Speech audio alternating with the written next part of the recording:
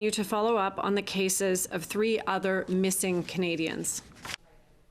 Global Affairs is not naming the 5th victim. That is normally left up to the family. For more, we're joined by Nasser Najjar. He's a Palestinian-Canadian with family stuck in Gaza. We've reached him in Vancouver. Thank you for being with us here at this very difficult time. You briefly managed to speak to your family yesterday. Can you tell us which members of your family are there and how are they doing? Thank you, Michelle, for having me. I do have my parents. They're senior, 80 years old and 78 years old. And my 2 sisters, Dr. Lena, and my little sister is Razan, 30 years old. She used to work in an orphanage. And tell me about what are they telling you and where in Gaza are they located right now? So they moved from our neighborhood in Gaza City because our neighborhood have been wiped out. Most probably our house has been just demolished, but we can't be sure 100%. We just had footages of rubbles. They moved to my sister's place, the doctor, in a smaller village called Al-Zahra.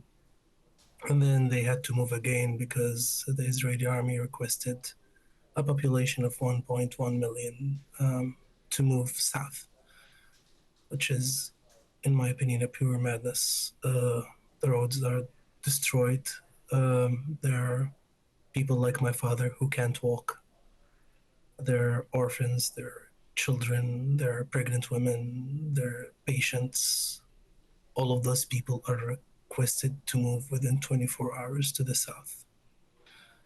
After a lot of struggle, and my family managed somehow to find several types of transportation, including a donkey and a cart to move into my uncle's place, then to move to my other uncle's place because the first one was damaged by a close-by bombardment. The last I heard from them was yesterday when I spoke to my father, and he said that he is thirsty. He doesn't have water, an essential life element. His words for me was when we spoke about my newborn baby that there's a possibility he won't see. So he just said.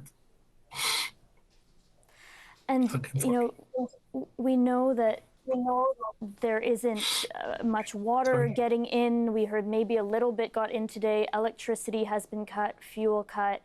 How long do you think your elderly parents can last in those conditions? How possibly anybody can last in these conditions. There's no water, no food, anyone. Like he's more vulnerable. My parents are more vulnerable. The patients are like it's just a matter of time. I'm looking at the WhatsApp text, my family WhatsApp text, expecting the worst every second. Every single text is a comfort and pain for me. Every single text, I'm happy to receive it, to know that they're still alive, and I'm worried to receive it because I'm expecting to hear that they might be dead. Every single one. And this torture isn't ending. And how are you coping, waiting for those text messages, being so far away in Canada, knowing that you can't get to your parents? I feel guilty. 2014, I was there. I was their pillar. I was the one who was bringing water, food, medicine. I was the one who was running around. But this time it's collective punishment. This time nothing comes in, and I'm not around.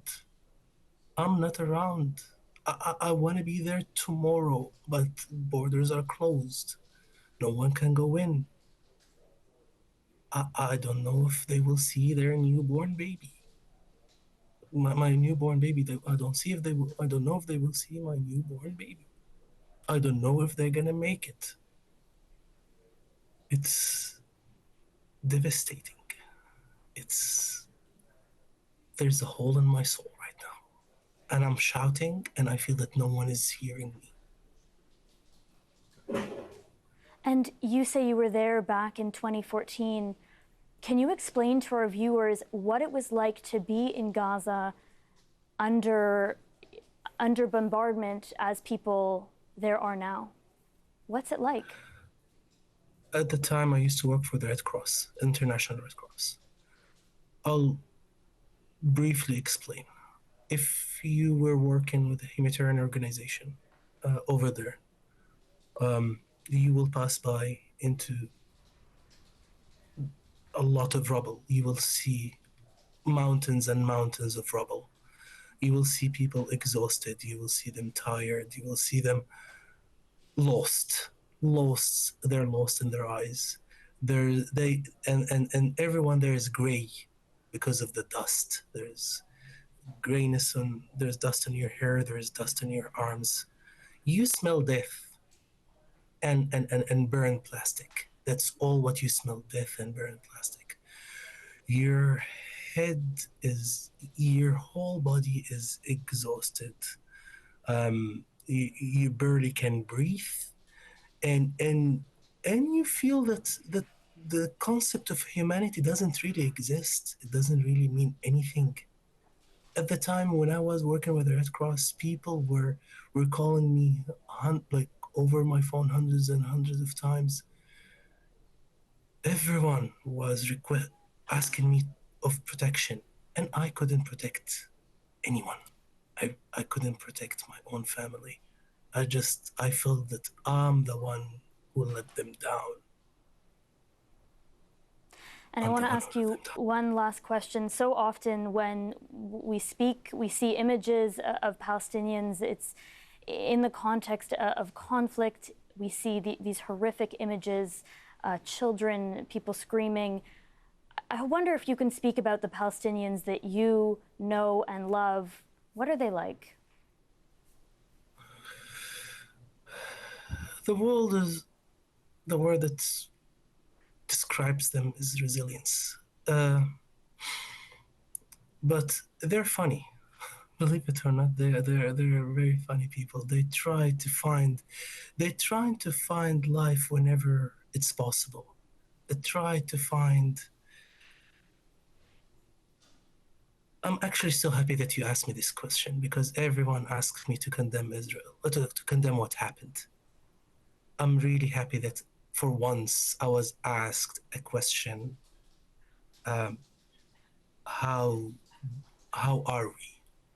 You made me feel that there's a chance we can be treated as humans. So thank you for that wonderful question. The Palestinians, they're nice, they're good cooks, they're generous. My family stayed at a stranger's house when they evacuated for the first time this week. He offered them whatever food he had, and he tried to comfort them. I think as we are creative, we're very creative, and pain do create creativity. Suffer do create creativity. One day when we will be liberated and we will have our own state, we will see a lot of art and coming out of the Gaza Strip. Nasser, thank you for sharing your perspective with our audience today. Wishing you the best to you and your parents. Nasser Najjar is a Palestinian-Canadian. His parents are currently in the Gaza Strip. Thank you very much. Thank you. For more on the Canadians caught up in this conflict, we've reached Rabbi Baruch Friedman Cole. He splits his time between Jerusalem, Toronto, and Ottawa. We've reached him at the Athens airport on his way back to Canada from Israel. Rabbi, thank you for joining us at this difficult time and also in the middle of traveling back to Canada. Because we have reached you in the airport, I do want to ask, what have the past few days been like in terms of deciding to leave Israel? And then what has that experience been like getting out? We were originally scheduled to leave. Air Canada flights were canceled, postponed. We eventually